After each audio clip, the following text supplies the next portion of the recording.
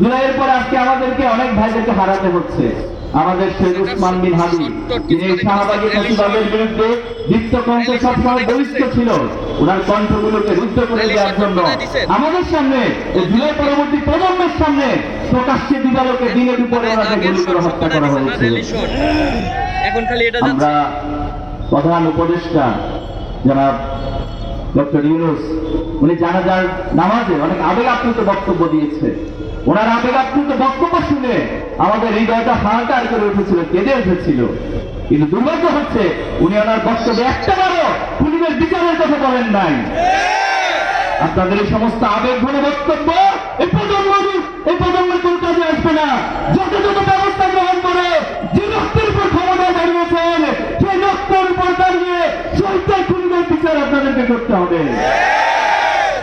আজকে যারা সামনের দিনে ক্ষমতায় আসার স্বপ্ন দেখছেন তাদের উদ্দেশ্যে বলবো, শহীদ ওসমান বিন হাদি সহ শহীদ রেজাউল করিমের হত্যাকারীদের সহ সকল শহীদের খুনিদের বিচার আপনাদেরকে করতে হবে।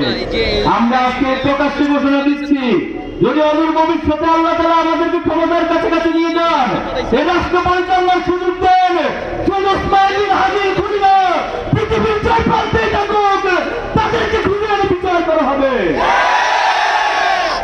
সম্মানিত ভাইয়েরা, আসুন আমরা সকল ভেদাভেদ ভুলে দিয়ে ঐক্যবদ্ধভাবে বাংলাদেশকে গড়ে তুলে যারা আমাদেরকে ভয় দেখানোর চেষ্টা করে তারা ওদের থেকে শিক্ষা গ্রহণ করুন।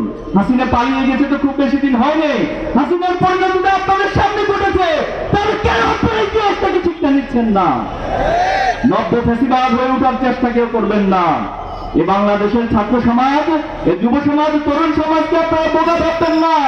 তারা সবকিছু দেখে, সবকিছু বুঝে এবং যথাসময় যথাযথ পদক্ষেপ তারা গ্রহণ করে। সম্মানিত ভাইয়েরা, আমাদের যাত্রা অনন্ত কালের দিকে, আমাদের যাত্রা সোনার তরুণের দিকে তার পৃষ্ঠে নাই।